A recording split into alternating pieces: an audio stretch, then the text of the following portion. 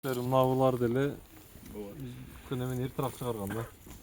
Азыр ушунун абалынан келип чыгып келсе эле формированияны уже унутабыз. Генеративдик абалга өткөн да. Муну бериш керек, пайда бериш керек болгон. Бул жерде дагы ошол эле принципти колдонобуз. Ичкеге буруу. Ичкеди алуу менен.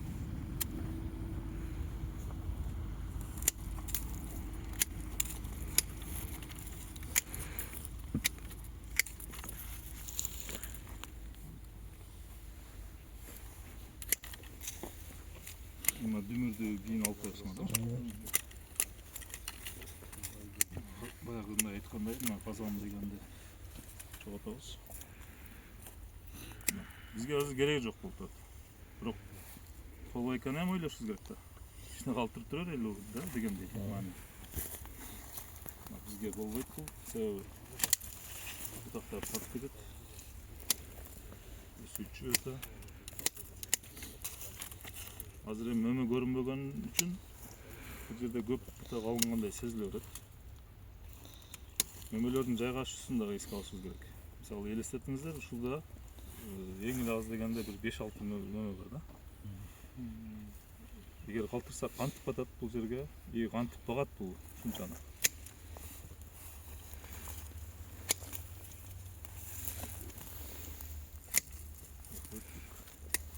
Мөмөлөрдү нормалдаштырдык. Бийиктигин орточо теңдейбиз. Алдык.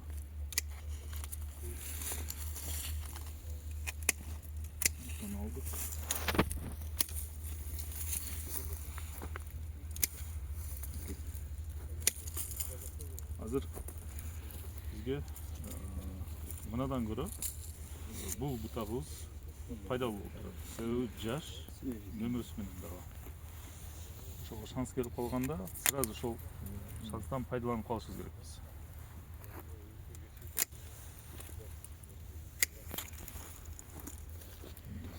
Азыр мына бутагыбыз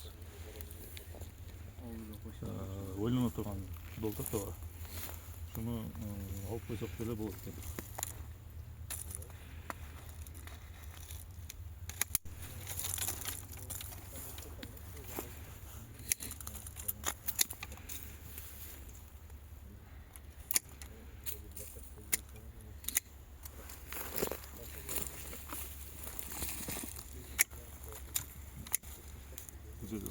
Нормалдаштырдык.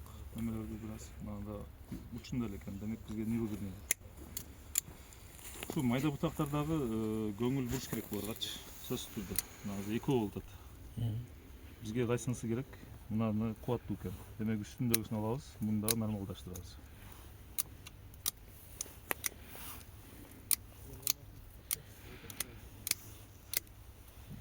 Бул принцип эмеде дагы колдонот да билесиңер. Шабдалы. Ушу менен ушул көчөтүбүздүн фотосу аяктады десек болот. Бүйүл кызыгуга. Эми жазда дагы балким бизге керектүү жерлерден бутак берген болсо ошолорду тарбиялап барабыз. Ошол тарбиялап барган бутактарыбыз мөмөгө кирип бизге пайда бере турган учурга жеткенде эң биринчи очередте кетишке сөзсүз кетиш керек болгондор чыгат арасынан. Эгер мисалы азыр мына бутагыбыз бизге бияка келип берген болсо, ушул бутагыбыз мөмө берген учурга жеткенде биз мынаны алып койгонубуз туура болот да. Уже орун алмашуу, жаңылануу дайыма жүрө берет. Демек, бир эле учурда өрүккө бир эле жылда толук түрдө өзүнө керектүү бутактарды бериш кыйын. Бара-бара толукталат, же болбосо алынат, ушинтип дайыма баягы процессте жүрө берет. Бул ошол негизги максат. Мөмөнүн сапатын дайыма бирдей кармаш. Көлөмүн бирдей кармаш. Ушундай. Уже көз жетип бүттү уже. Действительно. Мынаны неге мындай коюп койдук деген суроо бар да. Неге калды бул дегенчи. Азыр мына жердеги боштукту толтуруш максатында. биз билбейбиз бул кандай бутак беришинчи. Эгерде бизге ылайык бутак берсе калат. Эгер бербесе бул дагы кетет кетеге. Биз анын ордуна кийин мына бутагыбыз же бул бутагыбыз карыганда орун алмашуу болот го. Ошондо алганы шанс болот. Себеби бул жерди боштук толтура турган бизде скелеттик бутак жок. Демек ошол баягы экинчи ачадан ошол эмеде пайдалансак болот да. Hazır 1, 2, 3, 4, 5, 6, 7, 8 tane. Öte normal kaptadı. Нормально. 8 tane normal ekan. Бул 8 дегенде эле мындай бир толук чен эмес. Ошол өзүнүн абалынан келип чыгып көбөйтөсүз. 2ден кошосуз же 2ден аласыз. Ошондой. Сөзсүз бири таасирдүү болбойт. Ошону эске алып коесуз. Сөзсүз экөөнү аласыз же экөөнү кошосуз. Сизде ошондо регулировка кылышыңыз оңой болот да. Ama stolu жаңа айттыңыз ғой 3 этап болот деп. Азыр мына экинчи этаптан да өттү уже. Өтпөйлө калды окшойт. Бул о наркы өттү бирок а биринчи. Ошол дагы бир жолу болот, ошол боюнча болуп талбай ошол болду, башка талбай. Анан кийин эң акырында биз эмеге аракет кылабыз. Бойду токтотуп коюшка. Токтотуп коюш дагы ошол жаш лабрезка менен боло турган операция, аны ошол учурунда көрсөтүп беребиз да. Акырында кичине жакшы лабрезкада 2 ирет көбүрөөк иштешибиз керек туура келет, ошону менен кутулабыз. Каалаган көлөмдө ширинасын, высотасын токтотуп коюштун жолдору бар. Bu Rubis'tege neme bulat ekan şire düşüyor ekan. Keyin keyin şire tushgandan keyin men sразу men обрезка qildim da buni.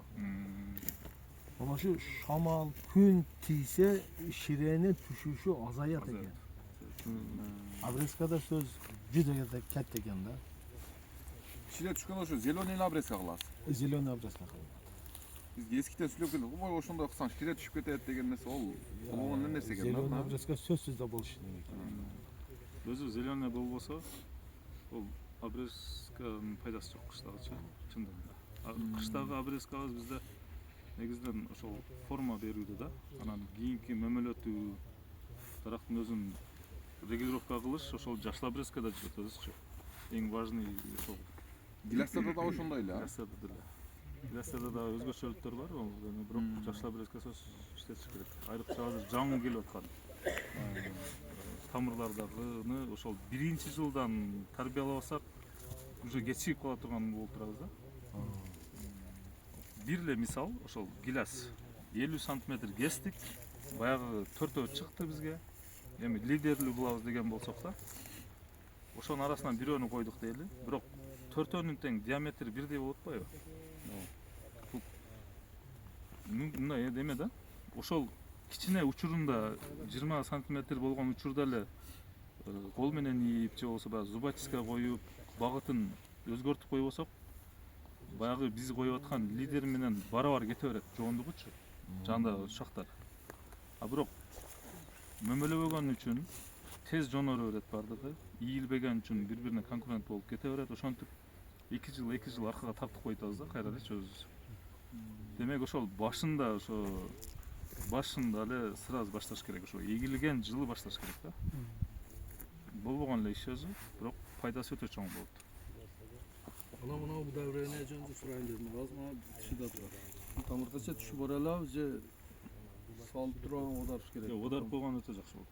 Тамырга жакын кылып. Одарган жакшы. Анан азыкты түбүнө бербеш керек. Бул жерде жөн эле моюнча да. Питательный тамырлар биякта болот. Бияка бериш керек.